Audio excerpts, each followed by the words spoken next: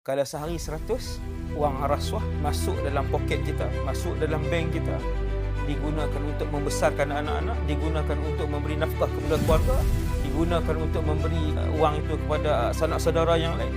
Tiap-tiap hari. Nabi kata, ittaqinnar, bertakwalah kamu, takutlah kamu dengan neraka, walau bisyiqqi tamrah, walaupun dengan separuh kurma.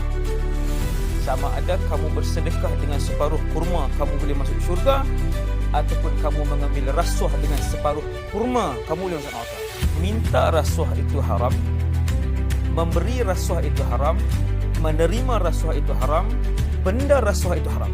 Sama ada dia duit, ataupun dia package percutian, ataupun dia barang, ataupun dia hadiah yang berupa perkhidmatan, semua itu adalah perantaraan rasuah. Benda yang dijadikan untuk diberi dan menerima rasuah, ketiga-tiga itu haram.